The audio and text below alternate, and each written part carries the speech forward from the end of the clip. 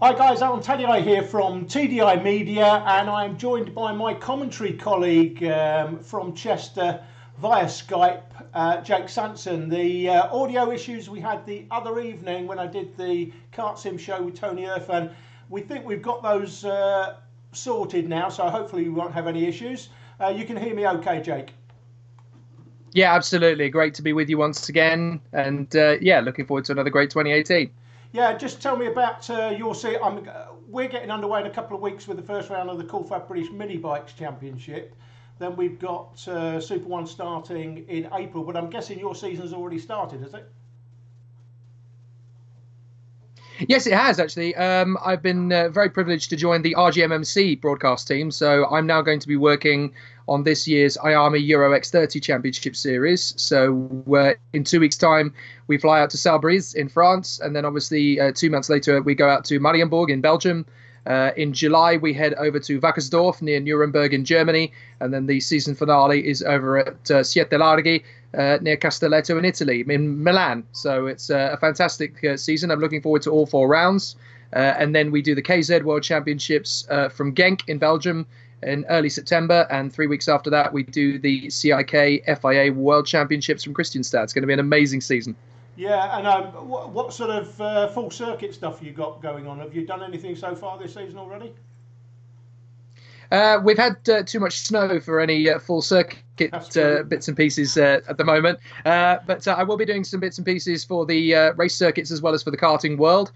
So you'll hear my voice this year for the Toyo Tires Porsche Championship for Boxsters and 924s. I've just picked up 2 new championships for the 2018 season, which is the British Racing Sports Car Club's Mazda MX-5 Championship, which already has about 60 entries. So there's going to be 6 races every weekend. It's going to be an amazing one championship, and a lot of karters have gone from the world of senior karting to Mazda MX-5s in the last few years.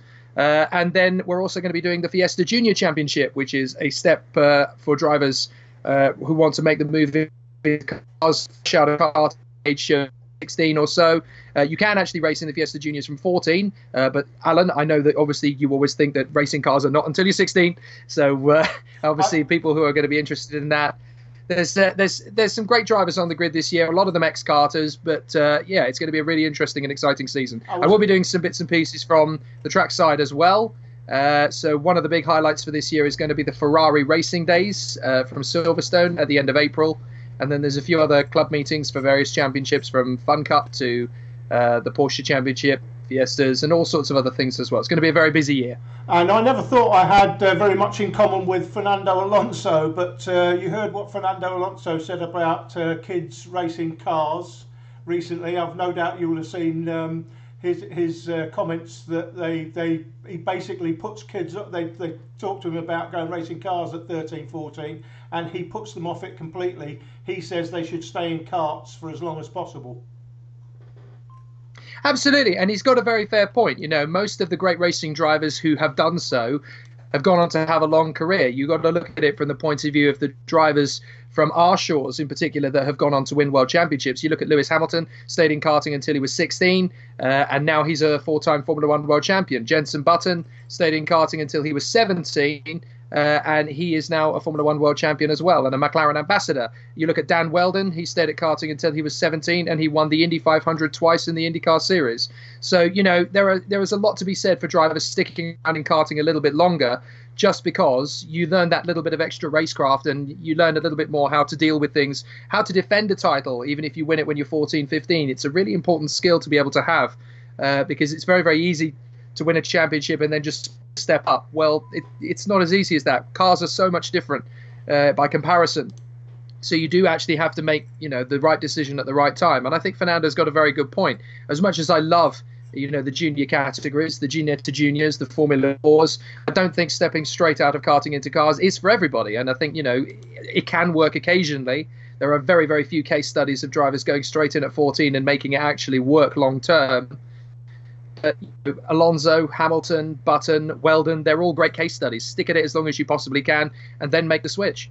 Okay, absolutely correct, of course. Okay, let's talk about the KartSim then. We've got some questions, by the way, guys. If you want to ask a question, put the questions in the the box and we'll get to them. There is a super chat function where you can sponsor the show by paying for a question. Your question will be highlighted to make sure that we don't miss it. Let's just catch up, Jake, see what we've got. It says, Karting Master says, when does the championship actually start? What does that say? Starts for the sim. Now it's the championship rounds are on the Wednesday evening, are they not? Before each championship round of Super 1. So the first round of Super 1 is what, the 20-something of is it? When is it? It's sometime in April anyway, isn't it? So it's the Wednesday before the first round. If you look at super1series.com, super1 in letters, series.com, you'll find the schedule there, guys. Archie Fire 990 says, can I have a shout out? There you go, Archie, you've had one. Beast Perfect says he does karting for Natska. Can you buy this, and is it compatible with a Fanatec wheel? I'm not sure whether you would know that, Jake. I know it's £395 plus VAT, the software. You don't have to race in the championship. You can just buy the software and use it as a simulator tool, basically. And it's pretty much as good as you'd find really on a Formula One sim. While you're talking, Jake, talking about the championship and your involvement, I'll just try and bring the software up. In fact, let me just. We're just looking now, guys. Jake, we're looking at the actual kart and the 3 screens and the steering wheel.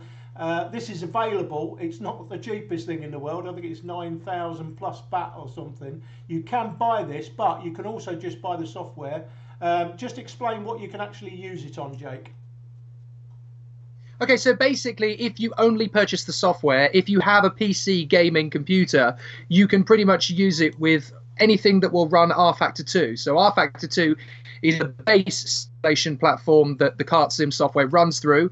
So if you already own rFactor 2, it'll be very easy to basically get all of the equipment that you basically need. I'm actually, if you've got my webcam on there at the moment on the screen, Alan, I'll actually show you, because the simulator rig at the moment with my gloves, because I do take it fairly seriously, and my racing simulator wheel. Now all I've got at the moment is a Logitech G25 and a racing seat that comes with it. It's nothing particularly flashy, you understand, but it does the job for me. And a huge thank you, by the way, to Stephen Alfie Briggs, who allowed me to run this setup. I'll just point it a little bit further now. You can see this is my setup at home. It's nowhere near as high-tech and as flashy as the guys over at KartSim can create, and obviously that is the top end level for what you should be having. If you're taking motor racing ridiculously seriously and you really want to be at the absolute top level of your game, I do recommend the KartSim software and hardware. I have tried it. It's really, really good.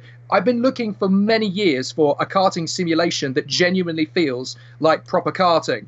Having done proper karting, it's the only thing I can really, compare it to properly with sim racing.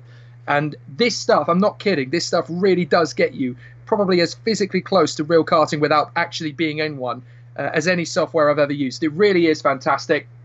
It's very user-friendly. You can get up to speed very quickly with it. A lot of racing drivers finding a simulator very difficult. I would say it is quite tough at karting because you don't have that sensation in your backside that really does a lot of the communication from your head to your pedals or whatever. That is the only bit really that's missing. If you can get past that and you can get round that, it is a very user-friendly tool. I mean, I'm actually finding, from my point of view, not only am I going to be commentating on the KartSim Championship this year, the Sobek, but also it is going to be, a really useful tool for my commentating. I take sim racing very seriously these days, not just because it's a great discipline and it's the only one I can get into without costing myself a marriage, but it's also something that, I really, really enjoy it as a tool to help me with my commentary, to help me understand the sport a little bit better. I can't just jump into a racing car whenever I feel like it, but I can jump into this. And if I'm trying to study a different type of kart on a different type of circuit, I can actually use it to study it. And I do know of a few karting drivers who are looking to purchase the simulator here, the software, run with it, test it, and then compete full-time in 2019. It does sound expensive, £400 for the software, and I know a lot of people are going to be put off with that initially. But if you're serious about a motor racing career, particularly at Super 1 level, if you really want to give professional karting as much time to it as possible, well, this is a nice user-friendly way of doing it from home, where you can access the data, you can analyze the data in a warm, very, very comfy environment. You don't have to travel for 4 to 5 hours to the race circuit you need to learn. You can just have the circuits that you need to learn right there in front of you. There are modifications as well for other race circuits around the world that other modders have created outside of KartSim, and you can race the karts on those as well. So there are lots of good reasons to purchase the KartSim software if you are a genuinely good karter, or if you're a very, very good sim racer and you're looking for a new challenge. Yeah, I agree. I mean, the software, we were just looking at it before. In fact, let me just bring it up again. If I can find it wherever it is. The actual accuracy of the software is truly amazing, isn't it? It's really incredible.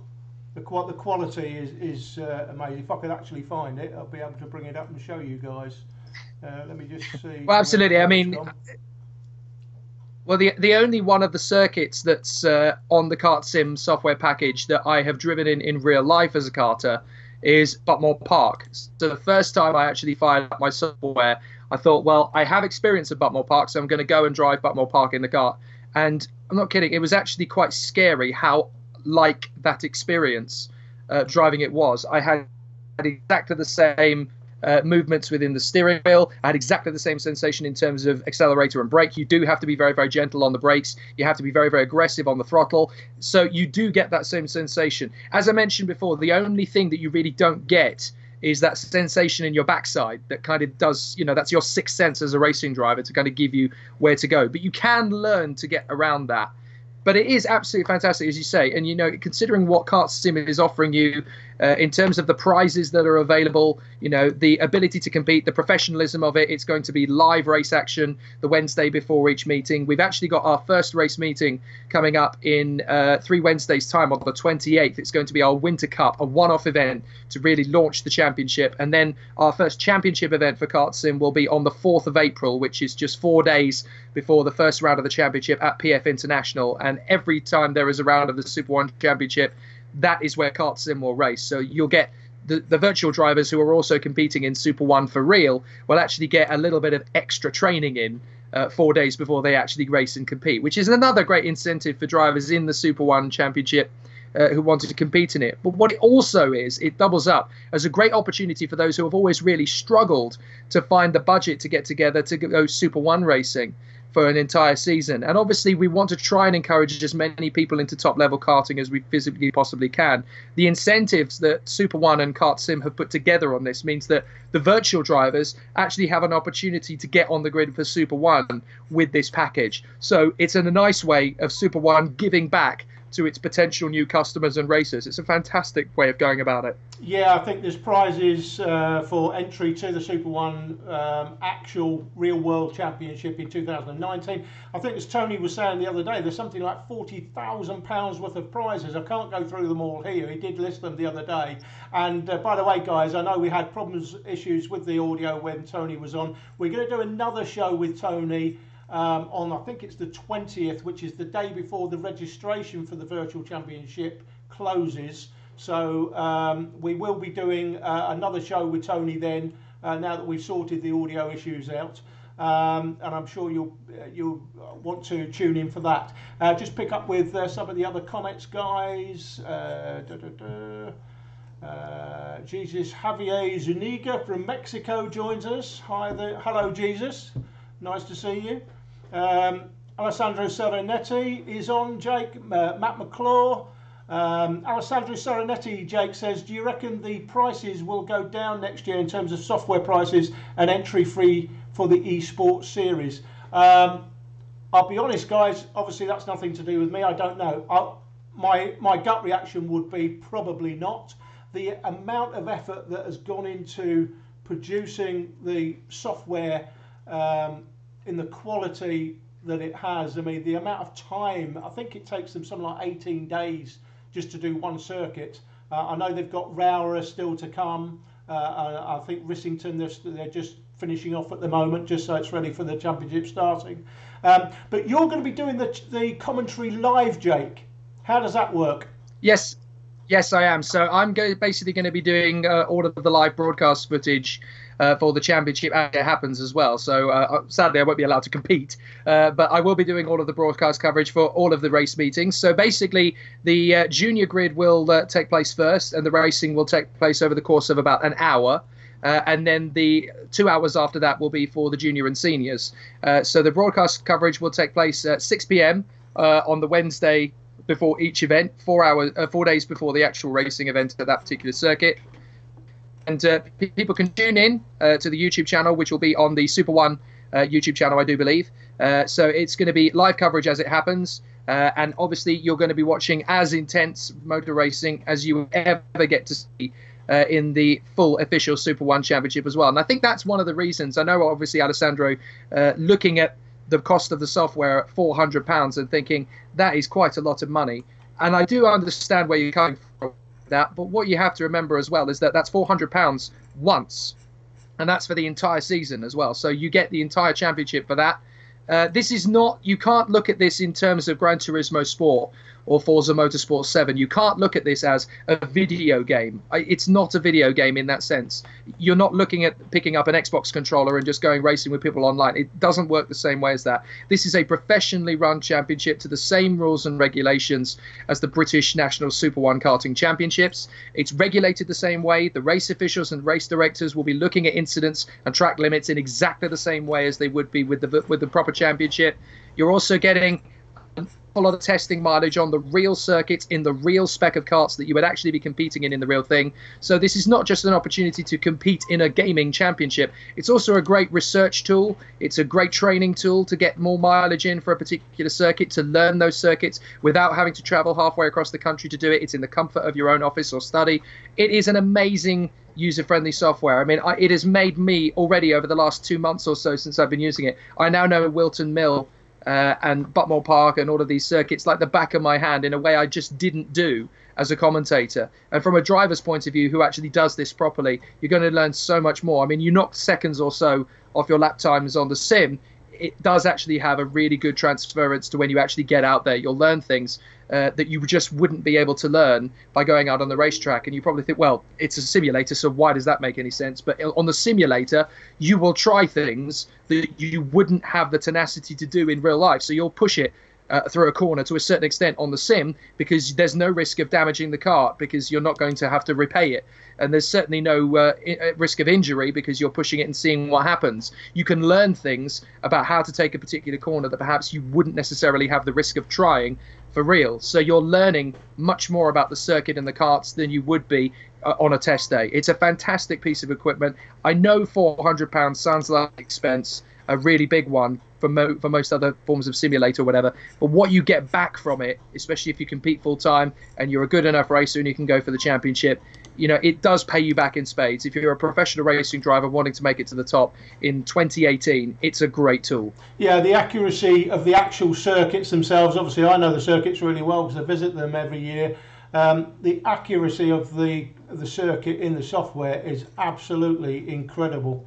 It really is. Yeah. I'm absolutely blown away by it. And as you say, Jake, it's not just about racing the championship. If you're somebody that's thinking of doing Super One in 2019, even 2020, it gives you the opportunity, if you live down on the south coast, rather than have to go up to Rowra or any of the other circuits that are involved in the championship that are up north and maybe a 10-hour journey for you to get there and 10-hour journey back.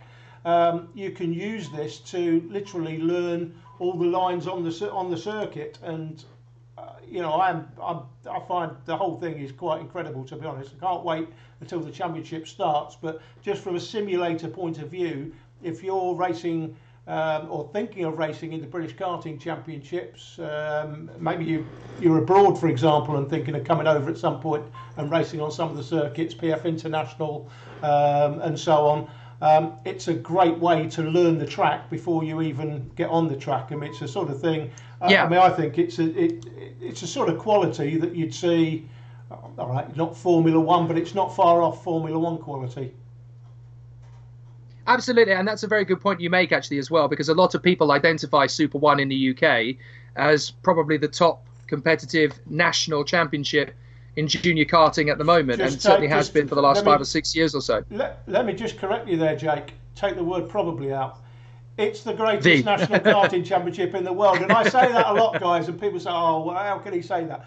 Let me explain why. We will have this year 450 to 500 drivers will race, including all the guests we'll get, in the Super 1 British Karting Championships. There is not a country in the world that has those numbers. It's one of the reasons why we've got a lot of British drivers coming through all of the upper echelons of motorsport, is it not, Jake? You know better than I do when they leave karting what they go on and do, because I tend to be just a karting person until they maybe get on the periphery of Formula One.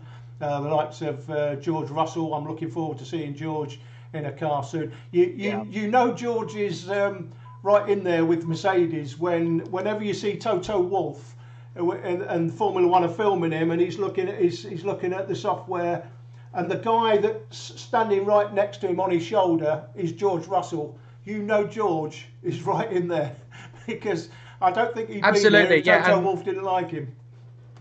Absolutely, and I think it's no secret now. I think Lewis even let slip at some point last year when they were talking about George Russell. He even I don't know how jokingly it was, that he'll eventually move aside and hand the seat over to George. I don't know how jokingly that actually is. I wonder if that's a plan that they've got cooking up. But you're absolutely right. If you look at the Brits that are currently on the verge of a Formula One race seat at the moment, you've got Oliver Rowland, a brilliant karter, now one of the development drivers at Williams. You've got Jack Aitken, who is another very impressive karter, did a magnificent job in his short time in the karting world. He is now a Renault Academy driver. You look at George, you look at Lando Norris, of course, who's been absolutely spectacular in everything he's ever sat in, including, of course, the world of karting here in Great Britain and in Europe for many years. One of the other pieces of evidence I have to see how strong British karting is at the moment, a couple of weeks ago, we were out in Valencia for the iArmy European Winter Cup, and it was incredible to see just how many Brits were at the forefront of all of the grids. And it's incredible to see, we had about 14 or 15 Brits in the senior X30 category, and in the top 10, 7 of them were British, and all 3 drivers on the podium were British. So again, it gives you an idea of just the sort of the caliber of British karting on a worldwide stage at the moment. But one of the points you touched on there as well, for drivers who are abroad watching this, and I know there are a few of them watching at the moment, who watch a lot of the Cool Fab footage, watch a lot of the Super 1 footage, watch things like the Shellington Super Prix and the TKM Festival. These are great, amazing events. And as you said, it could be difficult for those people who are watching from abroad to compete at that level. Well, KartSim is a great way into that. If you have a rig at home, no matter where you are in the world, and you have a decent internet connection, if you're racing in North America, in South America, in Asia, in Africa, or into Europe, or even Australasia, it doesn't matter. You can still compete at this level. And I know that there's a lot of gamers from all different parts of the world who take part in major national championships. We're at the epicenter of a real push for esports worldwide. We've got F1 has an esports championship, MotoGP has an esports championship, WRC has one, TCR is about to have one, DTM's had one for years, WEC is about to get one. It's amazing how many different virtual championships that there are worldwide. This is just the next logical step for the Super 1 British Karting Championship. And in terms of you guys watching from various different parts of the world, it's really, really useful if you do want to come and race in an international championship. You'll be competing with some of the best karters, not only in Great Britain, but the world if you compete in KartSim. It sounds like a lot initially, but trust me, you are going to get great racing and a great bang for your buck. Yeah, no doubt about it. I think that's all for the time being, Jake. This is a bit of an ad hoc thing, guys. We thought we'd just do this at the time. Don't forget to like and hit that subscribe button. 34,366, I think that is, on this little counter behind me. It updates live. So thanks for all of you subscribing. Look forward to seeing you soon, Jake. I might actually come down on the night of the first championship round just to watch you commentating live, because I don't, whenever I know when I turned up at Donington Park one day and you were commentating, it was all really exciting, and I can't wait to hear the commentary. I think it's going to be a great championship, a great addition to the Super 1 series, no doubt about that. I think you know, it'd be interesting to see the guys. I mean, we are going to tie it in, guys, as well. For those of you that win in the virtual world, we want to be interviewing you on that following weekend. That's assuming you're in the championship, and even if you're not in the Super One Championship, if you want to turn up, we'll interview and talk to you about the virtual championship win the day or the few days before. So really looking forward to that. Jake, thanks very much. That's all for now, no guys. problem. We'll be seeing you soon. Don't forget, you can check out the KartSim information on facebook.com/KartSim. Make sure you do that, and we'll see you again soon. See you then.